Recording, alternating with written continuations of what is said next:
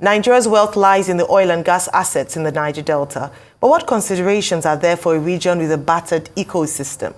Ovieteme George reports from Dubai, where the Ijaw Youth Council had an interactive session at COP28 to deepen the climate change conversation. Oil and gas activities in the Niger Delta contribute significantly to the emissions of greenhouse gases into the atmosphere in a region already faced with over a decade of environmental pollution. The Loss and Damage Fund was established at the end of COP27 in Egypt, adopting recommendations from a technical committee. On the first day of COP28, the United Arab Emirates, Germany, and the United Kingdom contributed approximately $400 billion to help mitigate the effect of climate change on developing countries. On the third day, the Ijaw Youth Council holds an interactive session as a side event on the theme, the Niger Delta Environmental Pollution and Climate Realities, Our Regional Challenges and Possibilities Ahead. We have come to bring this message to the world so the world can discuss and understand the challenges that is faced within the Niger Delta. Over $100 billion has been pledged to tackle environmental and climate challenges in many development countries across the world. The UAE government pledged another $30 billion for climate financing.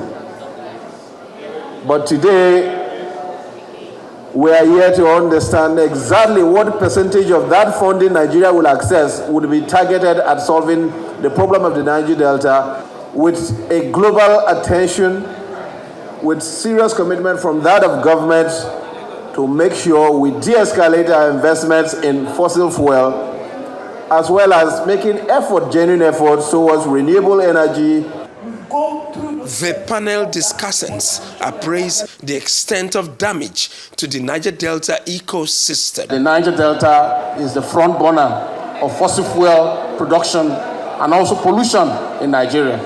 Nigeria has nothing to talk about at the global stage without defining how much damage has been done to the Niger Delta and how much climate financing that we require as a result of our environmental challenges.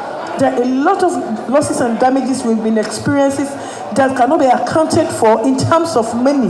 Those who have been damaged as a result of fossil fuel exploration, then that can never be a just transition. You know why we say just? It must be equitable. So if you are not able to deal with this issue of Niger Delta, then we cannot transit. The Director General of the National Council of Climate Change, Dr. Salisu Tahiru, states what could be likened to hard truth. As we say in the Niger Delta, shine your eyes. Let us shine our eyes. Fossil fuel for Nigeria, as far as we are concerned, we will use gas as our transition fuel. And the Energy Transition Plan says we will continue to use gas for now up till 2030, 2035, where we will begin to ensure that there is now energy mix moving forward towards attaining net neutrality by 2060.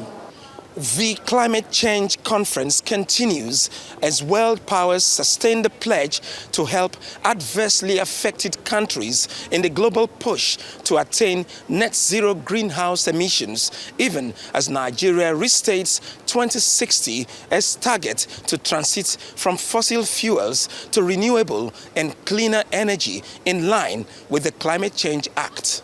From the Expo City, Dubai, Ovieteme George, Arise News.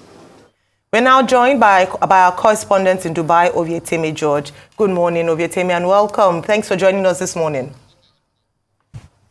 All right, so let me go straight to... Good morning, Ayo. All right, great to see you. Let me go straight to the question that we already discussed earlier. I'd like to get your take on this before we move on to the discussions. 15 delegations from the Ijaw Youth Council, and I can see from your report that they've gotten to work. What has been the impact of the number of people in terms of delegates from the Ijaw Youth Council at COP28? Ayo, please, I would like you to take the question again. Okay, it was quite low. All right, I'll make it very short. So very quickly, 15 delegates from the Ijaw Youth Council have gone to Dubai for COP28. I want to ask if it's justified, because that's the conversation this morning we had just a few seconds ago. What has been the justification for that number of people, and what has been their impact so far at COP28? Well, what a way to start. A 15-man delegation from the Ijaw Youth Council. I'm not aware of that. I understand the president is here, the secretary is here, and a few persons. I don't know where that's coming from. I don't have such information, Ayo. This is even strange to me. Well, but the Nigerian delegation, the size of the Nigerian delegation of Ovieteme, if you can hear me, has been a major concern for many Nigerians. We're told 1,411 delegates total from Nigeria alone. The presidency says, well, these names are attached to country of origin, but the presidency alone has, or rather the federal government, has about 590 delegates at this conference. I guess as you move around reporting, everywhere you turn, you must run into a Nigerian. We must be all over the place.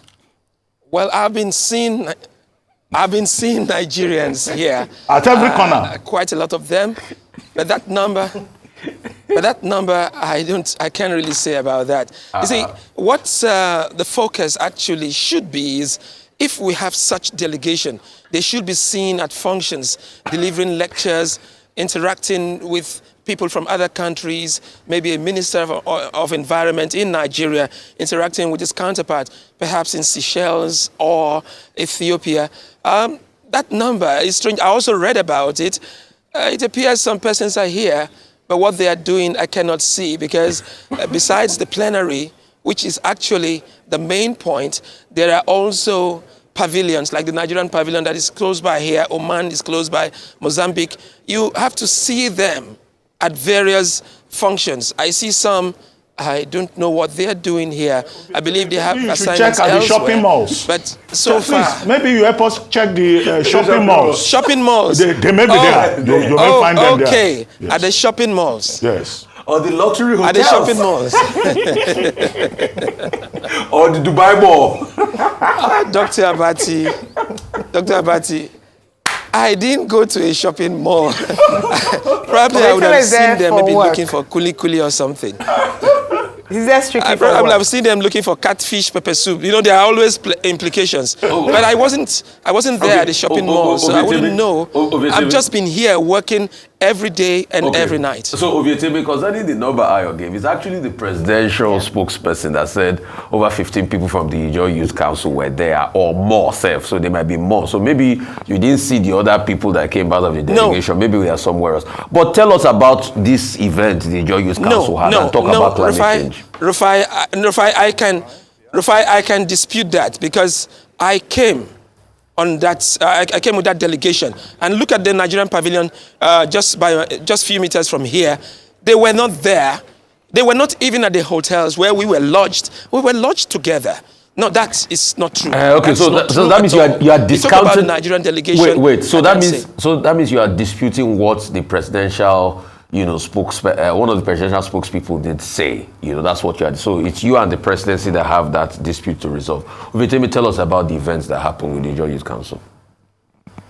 I am disputing it. Good. I am disputing it. Oh, yeah, good. So tell us about the event that happened with the Ijaw Youth Council. The event. What did you people discuss there? Well, so much has been happening here at the Expo City Convention, Climate Change Convention here in Dubai. Well, we've seen the Siemens deal, of course, to jack up the megawatts to additional 12 megawatts to the national grid. That is for the power sector. But we also saw the president attend a function where It's called the Nigeria Carbon Market and Electric Buses Rollout Program. Now, that was on Saturday, where the promise has been made that about 100 electric buses will be deployed. Now, 100 electric buses will be deployed. Now, that's good news, but we wait to see that happen. But I tell you, there's been a lot of activities here, quite difficult for even 10 persons to attend because they're happening almost at the same time, simultaneously. But this is the one that gives me concern, actually. Before that, the long-term low-emission development strategy was launched, attended by the Minister of Aviation, Festus Keyamo, who represented President Bola Tinubu there, and also the Minister of Environment, Balarabe Abbas. But at the plenary, where the heads of various governments, the leaders of various countries, presidents spoke. President Bola Tinubu attended the first one, but he didn't make a statement. The next day we were told he would be speaking by 11 a.m. That would be 2 p.m. Nigerian time. He didn't go there. He didn't speak. So we haven't really heard from him at plenary. But other functions, just maybe. So you've not heard the president speak? Is that what you're saying? But there was a video making the rounds of some short speech he gave. So you've not seen that the president... So where has the president been in this COP event? There are persons speaking, presidents speaking at plenary. That was even 2 days ago. President of the U.S., Joe Biden, wasn't there, but Kamala Harris, the vice president, spoke. We saw even William Ruto, that is Kenya. Of course, the Brazilian president of Seychelles, that's the big stage. And I expected our president, Bola Ahmed Tinubu, to speak because he has been so passionate about this topic of Nigeria transiting from fossil fuels to renewable and cleaner energy. Though it has been stated that it would be by 2060. Yes, he's been quite vocal talking about a cleaner energy in Nigeria, hoping for investors to come. But at the big stage where the big boys, the president spoke, he never spoke. No, but they're saying President Tinubu spoke on Saturday, just to get that right, Ovieteme. Yeah, and the president has been attending high-level meetings where he spoke briefly. He spoke on Saturday. Eco-friendly future. Yeah. He spoke briefly at the Nigeria Carbon Market and Electric Buses Rollout Program. That's true. Now, that was a Nigerian program with foreign investors. Yeah, he also appeared on a panel. But the plenary itself. He also appeared on a panel with John Kerry and others.